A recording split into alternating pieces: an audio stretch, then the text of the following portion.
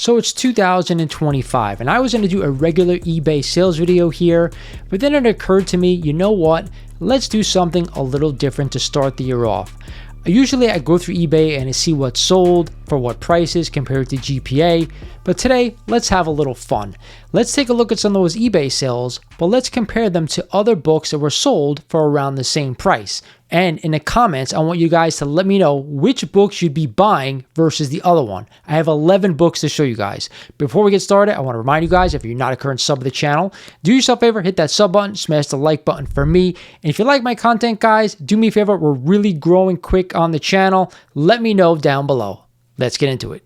So let's start it off with this pairing. On the left, we have a Superman number 24 in a CGC 1.0 with white pages to boot. There is a note on this book saying that a quarter of the back cover is missing. But again, for a 1.0, this book really presents well. This book just sold for $1,500 within the last couple of weeks.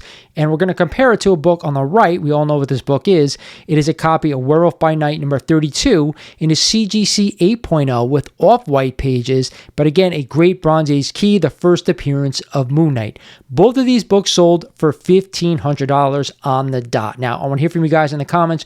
Which would you buy for that amount? For me, I'm leaning towards the Golden Age book only because it is a lot more rare than the book on the right. To me, that's the way to go.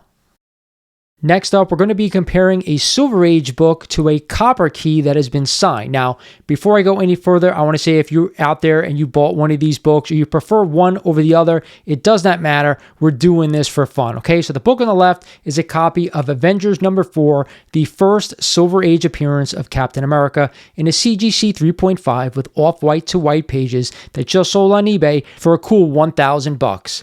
We're going to pin that against an Incredible Hulk number 340, but not only any 340, it is signed by Todd McFarlane and Peter David. This book is in a CGC 9.4 with white pages that also sold for just under $1,000. Now, to me, I am a Silver Age collector over a bronze or a copper, but this one being signed by both of these people kind of gives me a little bit of pause to see which I'd rather own. I'm not too sure how many 340s have been signed by these two as compared to just a regular Avengers number 4, so the rarity is in question. But to me, usually I'm going to go silver over bronze, so that is what I'm going for here. I'm picking the Avengers number 4.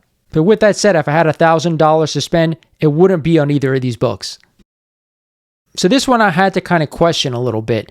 On the left, you guys know one of my favorite Bronze Age keys, Amazing Spider-Man number 129 in a CGC 9.0, the old CGC case to boot, okay? This one really presents really nice and sold for $3,003. I have not checked GPA. I don't really want to get into numbers game today on what things are actually worth, but we're going to pin that against, when I saw this book, I could not believe how much it sold for.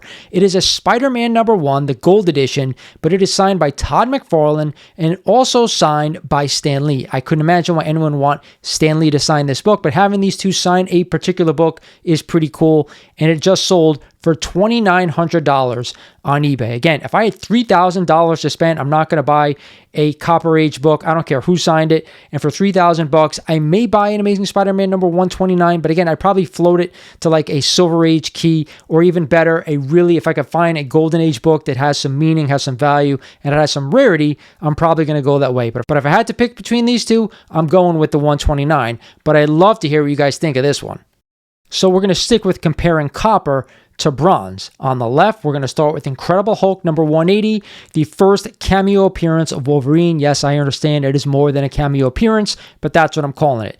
This one's in a 6.0, looks like off-white pages, just sold on eBay for only $565. We're going to pin this against a book that has been really hot according to the Key Collector app. It is a copy of Marvel Superhero Secret Wars number 8 and the origin of the Black Symbiote costume. It's in a 9.8 with white pages with that special Marvel label. This book sold for $535, or right around the same price range. Now, normally I'm definitely going bronze over copper, and I know there are a lot of copies out there of that Marvel Superhero Secret Wars number 8, and to be honest, with this book, the wrap isn't that good to boot. So yes, I'm going with Incredible Hulk number 180. I'd rather own this book in this grade compared to a 9.8 with the bad wrap. If the wrap had been perfect and the book was super pink, super orange, I might have gone the other way. I want to hear what you think on this one too. Yes, I know if you're a Wolverine fan, you're always going 180. If you're a Spidey fan, you're probably leaning towards the Secret Wars number 8.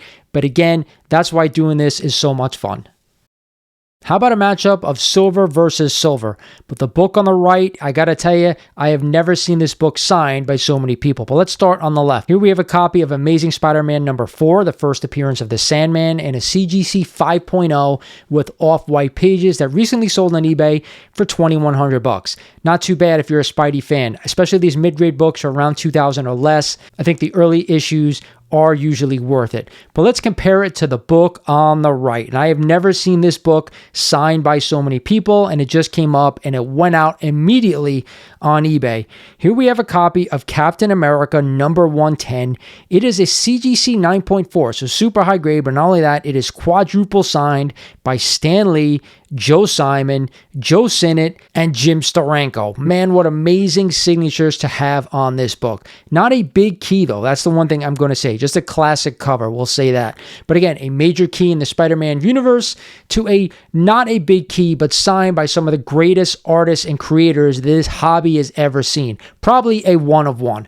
Which are you guys picking? To me, I'm probably going with the rarity, the book on the right, even though I know I'm a huge Spider-Man fan, but you're probably never going to come across this book again signed by these 4 people.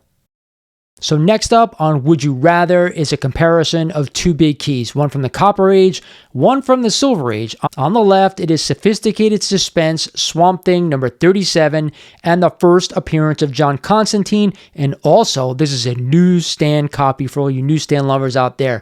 We're going to compare this book, which just recently sold for $2,495 on eBay, versus a giant key. It is a copy of Strange Tales number 110 in a CGC 3.5, but it has a witness signature from none other than Stan Lee. Now, the book on the right, we know, suffers from the worst cover of all time, but it is still a huge key when we're talking about Silver Age books. It doesn't get a lot of love. This book sold for $2,350, so right around the same price. But I'm going to ask you guys out there, are you a Constantine fan? Are you a DC fan? Are you a newsstand lover? Or are you going old school and you're picking Strange Tales 110, signed by one of the creators, and if not the biggest creator, Stan Lee? This is a really tough choice for me because to find a 9.8 of this book, to find a newsstand copy of the Swamp Thing, and then to find a 3.5, which is not that hard to find, signed by Stan Lee, it's a tough choice. But I'm going silver over copper almost all the time. A lot of copies out there of this book on the left, although not being in a newsstand and probably not a 9.8. But for me, I'd rather have the Stan Lee Sig on this one right here. So let's go outside the box on this next one. On the left is a copy of Red Seal number 21, a pre-code horror book, a 10-cent book that just sold on eBay for $699. Great skull cover, kind of looks like death reaching for that woman. That's what I assume it is. I don't know. Regardless, someone paid almost $700 for this book raw. We're going to compare it to a book on the right. Not only is it a key, X-Men number 94, the first appearance of the new X-Men team in the main title, but it is also a CBCS 7.5, not a CGC. So again, I know a lot of you guys out there, they don't like buying CBCS books. Which would your preference be? On the right, the book sold for $640. The left, just under $700. But again, the book on the left, not a key, great cover, pre-code horror, or the book on the right, the bigger key, the Bronze Age book, but again, encapsulated by CBCS. Does it matter to you guys? Which one are you picking? To me, I have no idea about the book on the left. I do love pre-code horror, but because I have no idea about it, I'm going with the book on the right. I don't care if it's CBCS. I will crack this thing out of here. And if I want to submit it, I will submit it to CGC. Or me, you guys know me, I'm probably just going to keep it raw. You know, sometimes on eBay, I just don't understand people, and this is one of these slides where we have to talk about it. On the left is a copy of Action Comics number 24, a huge Golden Age book with not too bad of a price tag. This copy comes in a 3.5 graded by CGC. I can't make out what kind of page quality it has. Regardless, it sold for $1,625. When we're talking about Action Comics, it is a yellow cover, but not one of the better Superman covers that you can actually buy out there. But for the price, I don't think it's that bad. We're going to compare it to a book on the right that I have no idea why anyone would spend $1,500 on this book, okay? The book on the right sold for $1,450. It is a copy of Amazing Spider-Man number 125. This is the origin of the Man-Wolf, believe it or not. So it is a minor key. But again, in a CGC 9.8 with white pages, I don't understand why someone would want to buy this book in a 9.8 and spend this type of money to have it in this grade. It doesn't make any sense to me.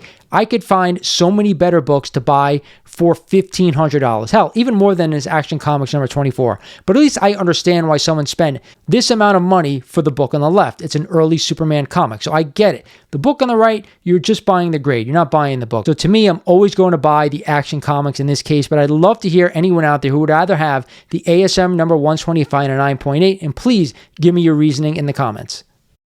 Now, this is a good one that I think is going to stump a lot of people, but what do I know? On the left is a copy of Fantastic Four number 110 in a CGC 8.5 with white pages, but it is the error printing variant. I know a lot of people who are looking for this book, and it is super rare. This book sold for $985 recently on eBay, and we're going to compare it to a book that has taken quite a beating over the past couple of years, but it is a bigger key. It is Ultimate Fallout number 4 in a CGC 9.8 with white pages, the first appearance of Miles Morales, which sold for right around the same price, $999. So it comes down to scarcity of a non-key versus a key issue in super high grade, a modern book of a character who is beloved by a lot of people out there. So again, this one is really tough.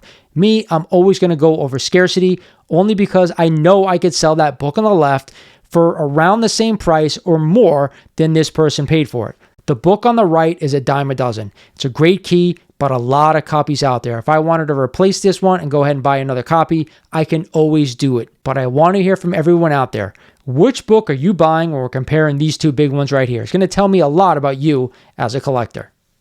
All right, now let's spend some money, okay? We're going to talk about some big boys right here. On the left is a copy of Invincible number 1 in a CGC 9.8 with white pages. But not only that, signed by the creator, Tyler Kirkman, and it ended up selling on eBay for just under $4,900. A massive book. This book is tough to find at a 9.8 anywhere, and add Kirkman's signature on it, it just really raises the price. We're going to compare it to an all-time grail, a big Silver Age key, a Tales of Suspense number 39 in a CGC 2.0. It does have cream to off-white pages, the first appearance of Tony Stark and Iron Man. This book ended up selling for $5,300.